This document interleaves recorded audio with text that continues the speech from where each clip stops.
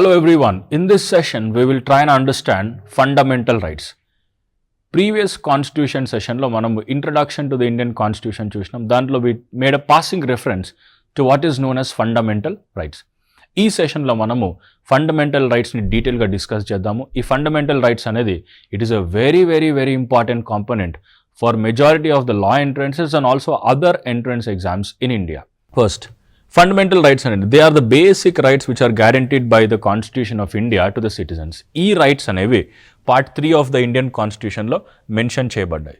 So fundamental rights are justiciable అంటే they are enforceable by the courts. అంటే మన fundamental rights violate అయితే మనం కోర్ట్ని అప్రోచ్ చేయవచ్చు.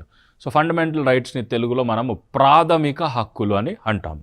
రైట్, ఫండమెంటల్ రైట్స్ యొక్క హిస్టారికల్ కాంటెక్స్ట్ మనం చూసుకుంటే ఇంతకుముందు మనం డిస్కస్ చేసినట్టు కింగ్ జాన్ ఆఫ్ ఇంగ్లాండ్ 1215 ADలో మ్యాగ్నా కార్టా అని ఒక చార్టర్ ఆఫ్ రైట్స్ ఇష్యూ చేయడం జరిగింది. తర్వాత అది this was unsuccessful because it was later annulled by Pope innocent.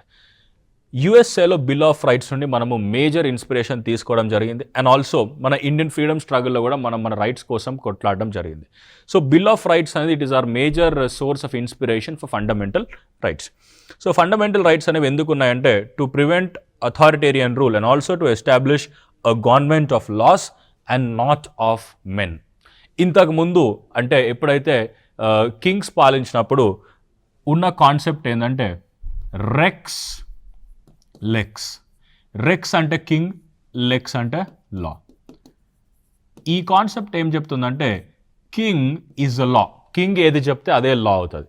But ఇప్పుడున్న మన కాంటెక్స్ట్లో what are we following is something which is known as lex rex. Lex అంటే లా, రెక్స్ అంటే king. Law is the king. So king aina gani he has to follow the law, or it might be any other person that has to follow the law.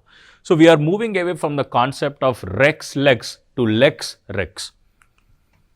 Fundamental rights yoka key features manam chuskunte first thing is that they are guaranteed by the constitution. Ordinary rights anevi they are given by ordinary laws. For example, right to information. Right to information anedi fundamental right kaadu. It is a ordinary legal right given by the Right to Information Act. Right to vote kuda it is not a fundamental right. It is an ordinary legal right which is given by the Representation of Peoples Act. So fundamental rights anevi they are guaranteed by the constitution and they cannot be altered by ordinary law. Oka ordinary law ద్వారా మనం fundamental rights ని change చేయడానికి వీల్లేదు. ఒకవేళ fundamental రైట్ని change చేయాలంటే the only procedure which is available is constitutional amendment under article 368. తర్వాత fundamental rights అనేవి they are subjected to reasonable restrictions. అంటే fundamental rights are not absolute. ఇప్పుడు for example right to equality అని ఉందనుకోండి, it is not complete equality. So దానికి కూడా కొన్ని restrictions ఉన్నాయి based on public order, based on sovereignty, based on integrity of the nation, to prevent for public health. So ఇవన్నిటి మీద restrictions అనేవి మనము ప్లేస్ చేయవచ్చు. తర్వాత citizens can move the supreme court directly ఈ ఫండమెంటల్ రైట్స్ ఆర్ వయలేటెడ్. ఒకవేళ fundamental rights violate అయితే citizens direct supreme కోర్ట్కి వెళ్ళొచ్చు, లోవర్ కోర్ట్కి హైకోర్ట్కి వెళ్ళాల్సిన అవసరం అనేది లేదు. సో ఫండమెంటల్ రైట్స్ మీద డిస్కస్ చేయడానికి లోవర్ కోర్ట్స్కి ఎటువంటి అథారిటీ లేదు, only high court and supreme court మాత్రమే. మనం హైకోర్ట్కి వెళ్ళకుండా డైరెక్ట్ సుప్రీం కోర్ట్కి వెళ్ళొచ్చు ఒకవేళ మన ఫండమెంటల్ రైట్స్ వయలేట్ అయితే. అండ్ ఫండమెంటల్ రైట్స్ అనేవి they are available to all citizens, whereas కొన్ని రైట్స్ ఫారినర్స్కి అండ్ లీగల్ పర్సన్స్కి కూడా ఉంది. లీగల్ పర్సన్స్ అంటే companies, body corporates etcetera. So మొత్తం మన కాన్స్టిట్యూషన్లో ఇచ్చినటువంటి ఫండమెంటల్ రైట్స్ వచ్చేసి 6. Total 6 fundamental rights are there. Original కాన్స్టిట్యూషన్లో 7 ఉండేవి, బట్ ఇప్పుడు 6 అయినాయి. ఆ 6 ఏందో మనం ఒకసారి చూద్దాం. First one, right to equality. Right to equality అనేది ఆర్టికల్స్ 14 to 18లో మెన్షన్ చేయబడ్డది. తర్వాత సెకండ్ రైట్ వచ్చేసి right to freedom or right to liberty. ఇది వచ్చేసి 19 to 22 మధ్యలో మెన్షన్ చేయబడ్డది. తర్వాత right against exploitation. Rights against exploitation వచ్చేసి 23 and 24లో మెన్షన్ చేయబడ్డాయి. తర్వాత right to freedom of religion. Right to freedom of religion అనేది 25 to 28లో మెన్షన్ చేయబడ్డది. తర్వాత కల్చరల్ అండ్ ఎడ్యుకేషనల్ రైట్స్.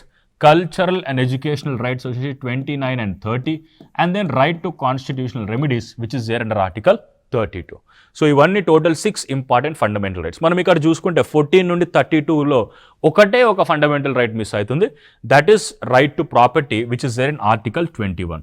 ఇంతకుముందు ఆర్టికల్ 31లో రైట్ టు ప్రాపర్టీ అనేది ఉండేది, బట్ దాన్ని మనము ఇప్పుడు కంప్లీట్గా రిమూవ్ చేయడం జరిగింది from part 3, right. So this is very important.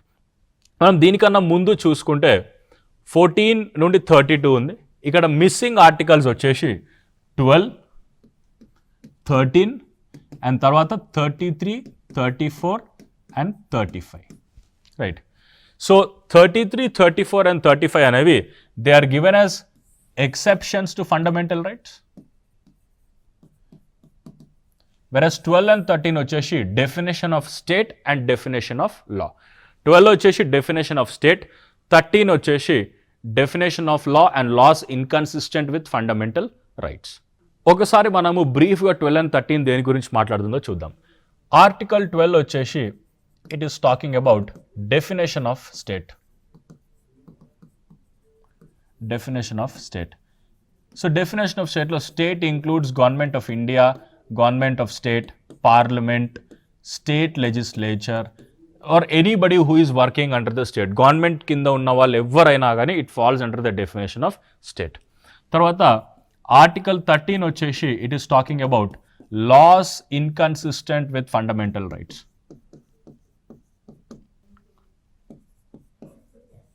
Loss inconsistent with fundamental rights. ఈ 13 అనేది it is a very important article. So 13 ఏం చెప్తుందంటే laws inconsistent with fundamental rights are void. ఏదైనా లా ఫండమెంటల్ రైట్స్ని వయోలేట్ చేస్తే that is void. So it includes both pre constitutional laws and post constitutional laws. అంటే pre constitutional laws అంటే parliament constitution enforce కాకముందు తయారు చేసినటువంటి లాస్, అది పార్లమెంట్ అయి ఉండొచ్చు లేదా ఎనీ అదర్ కాంపిటెంట్ అథారిటీ. తర్వాత పోస్ట్ కాన్స్టిట్యూషనల్ లాస్ అంటే పార్లమెంట్ అండ్ స్టేట్ లెజిస్లేచర్ తయారు చేసినటువంటి చట్టాలు. సో ఇవన్నీ కూడా they are void if they are violating fundamental rights. ఏదైతే పార్ట్ ఫండమెంటల్ రైట్ని వయోలేట్ చేస్తుందో that particular part of the law becomes completely void. And it also says that the state shall not make any law which violates the rights conferred by this particular part. So ఒకవేళ అట్లా చేస్తే that becomes void again. ఇందులో లా అంటే ఏంది అని కూడా ఒక definition ఇవ్వడం జరిగింది. Law includes any law made by the parliament, state legislature, order, ordinance, bylaw, rule, regulation, notification అన్నీ కూడా లా డెఫినేషన్ కిందకి వస్తాను దీంట్లో మెన్షన్ చేయడం జరిగింది, right. Now we will move on to article 14. Article 14 వచ్చేసి it talks about equality before law and equal protection of laws. ఇక్కడ 2 major components ఉన్నాయి. Equality before law. Equality before law అనేది it is a negative concept. Equal protection of laws is a positive concept. ఎందుకు why equality before law is a negative concept? Law ముందు అందరూ సమానమే, అందరూ ఈక్వలే అని చెప్తుంది. Why is it negative? Now let me give you very simple example. ఒక exam ఉంది, ఫర్ ఎగ్జాంపుల్ లా సెట్ ఎగ్జామ్కి ఒక 2 క్యాండిడేట్స్ వస్తున్నారు ఎగ్జామ్ రాయడానికి. One candidate has everything, he is a very normal candidate, and ఇంకొక క్యాండిడేట్ వచ్చేసి హీఈస్ బ్లైండ్. సో ఇప్పుడు equality before law అంటే నేను ఏం చేయాలి? I have to give the same computer to everybody, same laptop to everybody, same time to everybody. ఇప్పుడు నేను ఎన్ అండ్ బి ఇద్దరికి సేమ్ ప్రావిజన్స్, సేమ్ కంప్యూటర్ ఇస్తే do you think B will be able to write the exam? Absolutely no, because he cannot see, right? So what I have to do? I have to give him some audio equipment or I have to appoint a scribe, right? So itlanti extra provisions ichi andariki law samananga vachelaga chusam. This is called as equal protection of laws, giving special treatment to certain people so that there is equality, right? So ఎందుకు equality before law is a negative concept అంటున్నామంటే because everybody is not equal by default, right? So equality among the equals is fine, but equality among everybody is not something that is desirable, right? So equality before law అనేది negative concept, equal protection of laws అనేది positive concept. Next, prohibition of discrimination on grounds only of religion, race, caste, sex or place of birth. So ఈ grounds మీద ఎవరిని మనం discriminate చేయొద్దు అని article 15 చెప్తుంది. But in the same article it says that you can make special provisions for the upliftment of women and children. Women and చిల్డ్రన్ని uplift చేయడానికి special provisions చేసుకోవచ్చు అని ఆర్టికల్ 15 చెబుతుంది. రైట్, బట్ ఇక్కడ కొన్ని కేసెస్లో we can make certain discriminations. Like for example ఇక్కడ discrimination based on sex అని ఉంది. For example government girls high స్కూల్కి వెళ్ళారు అనుకో, if you go to government girls high school as a male, they will not admit you in the girls high school. Appudu you cannot say that article 15 is prohibiting discrimination on ground of religion, race, caste, sex or place of birth and you are discriminating me based on sex. So అందుకే what I discussed earlier is that fundamental rights have reasonable restrictions. They are not absolute. Equality and it's not absolute equality. Prohibition of discrimination on sex and it is not complete prohibition of discrimination. There are certain exceptions which are attached to it. Right. This is again a very important component. Next, Article 16 talks about equality of opportunity in public employment. So 16 ఏం చెప్తుందంటే public ఎంప్లాయ్మెంట్లో అంటే government ఎంప్లాయ్మెంట్లో you cannot discriminate a person based on his religion, race, caste, sex or place of birth.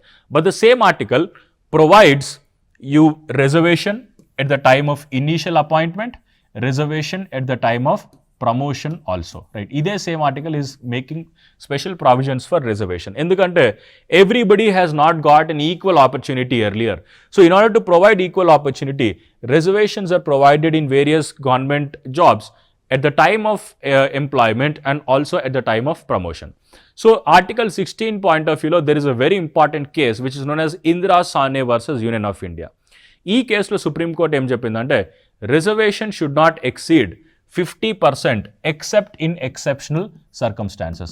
ఈ 50% అనేది you can make it for reserved candidates and remaining 50% has to be based on merit అని supreme court Indira Sane కేసులో చెప్పడం జరిగింది. అదేవిధంగా ఓబీసీస్కి creamy లేయర్ని implement చేయాలి, creamy లేయర్ని ఎక్స్క్లూడ్ చేయాలని సుప్రీం కోర్ట్ ఇందిరా సానే కేసులో మెన్షన్ చేయడం జరిగింది. Next, article 17. ఆర్టికల్ 17 వచ్చేసి it is abolition of untouchability. So untouchability అంటే అంటరానితనం. అన్టచబిలిటీ అంటే ఏంది అనేది it is not clearly mentioned either in the constitution or it is not mentioned in the abolition of untouchability act. So abolition of untouchability యాక్ట్కి later దాని పేరు మార్చడం జరిగింది. They made it into protection of civil rights act.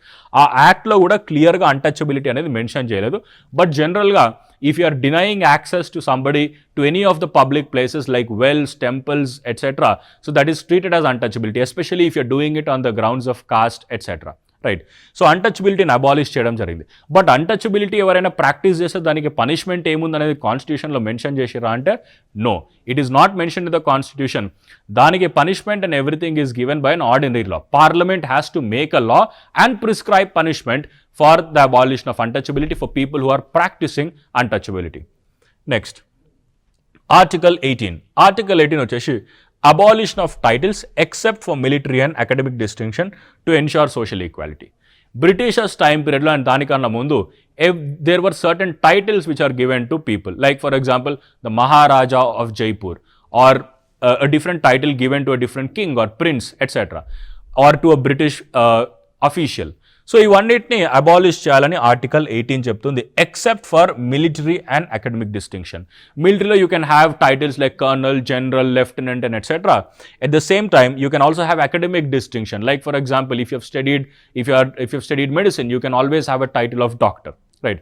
So this is definitely allowed. బట్ అది కాకుండా మిగతా ఏదైనా టైటిల్ ఉంటే that has to B abolished by the law. And if you are a government official you cannot accept any title from a foreign state without the permission from the government. Next, article 19. Article 19 వచ్చేసి it is providing protection for 6 specific rights. What are they? Number 1, freedom of speech and expression. Freedom of speech and expression అంటే మీరు ఏదైనా మాట్లాడాలన్నా if you want to express something, that right is given to you under article 19. Second one, freedom to assemble peaceably and without arms. If you want to assemble peaceably, మీరు అందరు కలిసి ఒక దగ్గర you want to stage a protest, that is definitely allowed. But without arms అంటే without any weapons, ఎటువంటి weapons use చేయకుండా you can definitely assemble peaceably. Next, freedom to form association, forming trade union or any cooperation, etc. All of these are definitely allowed. Next, freedom of movement. You can move freely throughout the length and breadth of India, again there are certain exceptions. Like for example, you cannot enter into certain parts of northeastern states where there is ILP or inner line permit. Earlier, it was very difficult for you to enter certain parts of Jammu and Kashmir, right? Next, freedom to residence, settling in any part. So India lo meer ekkadaina gaani you can settle down, but as I discussed, there are again certain exceptions which are given in certain states. Next, freedom to carry on any profession, trade or occupation, etc. ఇది కూడా this is not an absolute right. నేను discuss చేసినట్టు none of the fundamental rights are absolute. For example, freedom to carry on any trade or occupation ఉంది. Now by studying law, I cannot become a surgeon, I cannot perform surgery in the operation theatre by saying that constitution is giving me right to carry on any profession. This is not an absolute right. To practice a certain profession, certain qualifications might be prescribed by the state and you have to follow it. Without studying law, you cannot say that I will practice law in the court, right? And also in terms of trade, there are certain exceptions which are given. For example, Ambani might be a very rich person, but he cannot operate the Indian railways because this trade is completely restricted by the Indian government, right? So, prati trade, prati business and prati occupation, prati profession lo reasonable restrictions impose chesetavanti right government ki undi. Next, protection of life and personal liberty. So, Article 20 is talking about protection of in respect of conviction for offences. Conviction ante enti? Conviction ante it is already proved in the court. Court lo already prove ayindi meer tappu chesirani. So, whenever you are convicted, meeku konni protections anevi unnai. What are those protections? First one, no ex post facto. What is the meaning of no ex post facto? It means that no person shall be punished except for the violation of law in place at the time of commission of the offence. ఎప్పుడైతే ఒక మనిషి తప్పు చేస్తున్నాడో, తప్పు చేసినప్పుడు ఎంత punishment అవుతుందో అంతే పనిష్మెంట్ అతనికి ఇవ్వాలి. అతను తప్పు చేసిన తర్వాత లా చేంజ్ అయిందని అతనికి పనిష్మెంట్ చేంజ్ చేయడం అనేది that is not acceptable. Let me give you a very simple example. Let me take an example of Vignesh, who is convicted of committing murder. Vignesh ఏ రోజు మర్డర్ చేసినట్టే he committed murder on 26 January 2026. So 26 జనవరి రోజు ఒకవేళ murder commit చేస్తే, for example Bharatiya Nyaya Sanhita ప్రకారం the punishment is only 7 days of imprisonment అనుకుందాం. Just for the sake of example, Bharatiya న్యాయ సంహితలో మనం ఆల్రెడీ డిస్కస్ చేసిన మర్డర్కి the maximum punishment is death penalty. Only for the sake of example will take it as 7 days. So 27th January రోజు భారతీయ న్యాయ సంహితానికి amendment తీసుకొచ్చి మనం ఈ 7 daysని 700 daysగా చేయడం జరిగింది. విఘ్నేష్ 26 రోజు మర్డర్ చేసిండు and he escape to Arunachal Pradesh and later the police caught him on 27th February. So 27th February రోజు విఘ్నేష్ని పోలీసులు పట్టుకోవడం జరిగింది. సో 27th February రోజు పనిష్మెంట్ ఎంత? It is 700 days. బట్ విఘ్నేష్కి మనం ఏ పనిష్మెంట్ ఇవ్వాలి? We have to give him a punishment of 7 days only. ఎందుకంటే ex post facto is not allowed. Post commission of the act whatever punishment is given that is not applicable to him. You have to give him the punishment only for violating the law which is in place at the time of commission of the offence. At the time of commission of the offence, the punishment is only 7 days, so you have to give him only 7 days of imprisonment. So this is known as ex post facto, which is not allowed in India, right? Second one, no double jeopardy. Double jeopardy అంటే double punishment. Already విఘ్నేష్కి 7 days punishment ఇచ్చిన తర్వాత మళ్ళీ వచ్చి ఇంకొక 7 days ఉండు అనడానికి వీల్లేదు. So only once you can give the punishment, right? ఇంకోటి మనం చూసుకుంటే మన భారతీయ న్యాయ సంహితలో there is a very important component. It says that ఒక వ్యక్తి there is a doubt that he has committed lot of offences. అతను థెఫ్ట్ ఆర్ లేకపోతే స్నాచింగ్ ఏది చేసిన అనేది కోర్టుకి కన్ఫ్యూజన్ ఉంది. అప్పుడు కోర్ట్ ఏ పనిష్మెంట్ ఇవ్వాలంటే the least punishment possible. The least punishment possible has to be awarded to him. So the Indian laws are always favorable to the victim, of course, and also to the accused to a certain extent, right? Tarvata, no self-incrimination. Self-incrimination ante forcing somebody to be a witness against themselves. అంటే వాళ్ళ నోరుతోనే force చేసి తప్పు ఒప్పించడం. For example police ఇంట్రాగేషన్లో వాళ్ళని లోపల తీసుకుపోయి నువ్వే తప్పు చేసిన ఒప్పుకో అని చెప్పడం, that is not self incrimination. అది కూడా that is not allowed according to the Indian constitution. So Indian constitution does not allow jeopardy, does not allow ex post facto, does not allow self incrimination. This is Article 20. Then comes 21. 21 is protection of life and personal liberty. So this is one of the most expansive right in the Indian Constitution. ఎందుకంటే right to life లో what is the meaning of right to life? Right to life అంటే it is not just living, literal meaning of living, because animals also live. Supreme Court ఏం చెప్పిందంటే right to life is not just mere animal existence. ఒక animal లాగా బ్రతకడం కాదు. It is the right to live with human dignity and also to have everything in life which will make a man's life meaningful and worth living. So what makes a man's life meaningful and worth living? Having education, having a pollution-free environment, having good food, having good water. So all of these are a part of his life, right? Andike Supreme Court has included a lot of things in this, like for example, right to privacy, right to have a pollution-free environment, right to live with dignity, right to travel abroad. All of these are given as a part of Article 21. Next, 21 tarvata, there is one more important thing, which is 21 capital A. 21 capital A అనేది it is right to education. ఇది original కాన్స్టిట్యూషన్లో లేదు. It was added by 86th constitutional amendment act of 2002. So దీంట్లో 6 to 14 years ఉన్న పిల్లలు ఎవరైతే ఉంటారో వాళ్ళకి free and compulsory education government provide చేయాలి. Next, Article 22. Article 22 is giving protection against arrest and detention in certain cases. So, ఎప్పుడైతే మనం arrest అవుతామో, అరెస్ట్ అయినప్పుడు కొన్ని ప్రొటెక్షన్స్ అనేవి ఉన్నాయి. లైక్ ఫర్ ఎగ్జాంపుల్ ఎందుకు అరెస్ట్ చేసిరో చెప్పడము, తర్వాత right to be defended by legal practitioner, లాయర్ని కన్సల్ట్ అయ్యే హక్కు. సో ఇవన్నీ కూడా మనకి ఆర్టికల్ 22లో ఇవ్వడం జరుగుతుంది. సో 21 గురించి నేను ఆల్రెడీ డిస్కస్ చేశాను. 6 to 14 years మధ్యలో ఉన్న పిల్లలకి ఫ్రీ అండ్ కంపల్సరీ ఎడ్యుకేషన్ అనేది స్టేట్ ప్రొవైడ్ చేయాలి. ఇది 86th అమెండ్మెంట్ ద్వారా యాడ్ చేయడం జరిగింది. Next, rights against exploitation 23-24. So 23 వచ్చేసి prohibition of human traffic and forced labor. So forceful గా పనిచేయడము, slavery, ఇవన్నీ these are completely abolished. 24 is abolition of child labor. Children below the age of 14, you cannot engage them in factories, you cannot engage them in mines, you cannot engage them in hazardous activities. Next, 25 to 28, right to freedom of religion.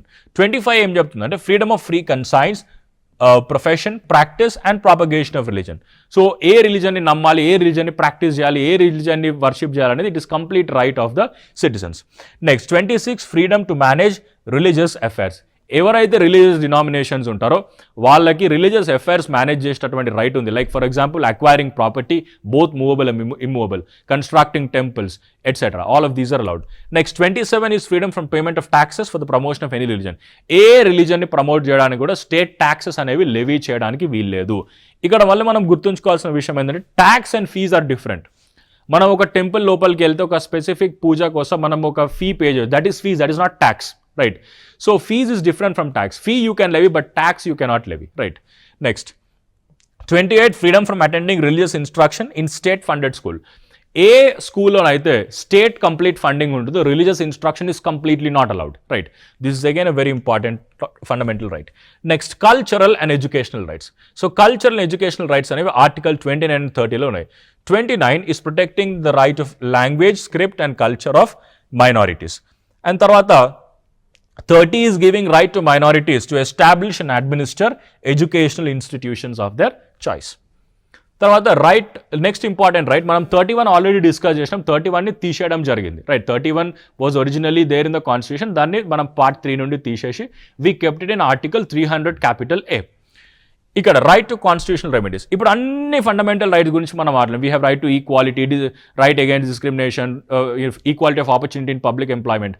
So ఇవన్నీ rights ఉన్నాయి. ఒకవేళ ఈ right violate అయితే మనకు ఉన్నటువంటి remedy ఏంటంటే ఆ remedy is called right to constitutional remedies which is given under article 32, right? So right to constitutional remedies ఏం చెప్తుందంటే ఒకవేళ మన ఫండమెంటల్ రైట్స్ వాలెట్ అయితే మనం డైరెక్ట్గా సుప్రీంకోర్టును అప్రోచ్ కావచ్చు. సుప్రీంకోర్టు అప్రోచ్ అయినప్పుడు supreme court can issue appropriate orders, directions or writs, including the writs in the form of habeas corpus, mandamus, prohibition, certiorari and quo warranto, right. అన్ని రిట్స్ గురించి మనం discuss చేద్దాము. డాక్టర్ బిఆర్ అంబేద్కర్ వచ్చేసి article 32ని he called it as heart and soul of the constitution. First, what is the meaning of habeas corpus? Habeas corpus అంటే to have the body. ఎవరైనా ఇల్లీగల్గా arrest అయినప్పుడు వాళ్ళ బాడీని కోర్టులో ప్రజెంట్ చేయమని అడిగే రిట్నే హెబియస్ కార్పస్ అంటాము. తర్వాత మ్యాండమస్. మ్యాండమస్ అనేది ఒక పబ్లిక్ అఫీషియల్ తన డ్యూటీని చేయనప్పుడు కోర్ట్ పబ్లిక్ అఫీషియల్కి మ్యాండమస్ని ఇష్యూ చేయొచ్చు. మ్యాండమస్ అంటే we command, do your duty అని చెప్పడం. తర్వాత ప్రొహిబిషన్.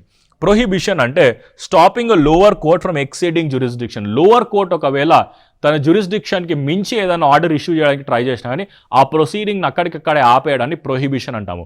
ప్రొహిబిషన్ అనే ఆర్డర్ని కేవలం హయ్యర్ కోర్ట్ లోవర్ కోర్ట్కి మాత్రమే ఇష్యూ చేయొచ్చు. అంటే సుప్రీం కోర్ట్ హైకోర్ట్కి, హైకోర్ట్ లోవర్ కోర్ట్స్కి అట్లా ఇష్యూ చేయొచ్చు. Prohibition cannot be issued to a public servant. Certiorari. Certiorari అనేది quashing the order of the lower court.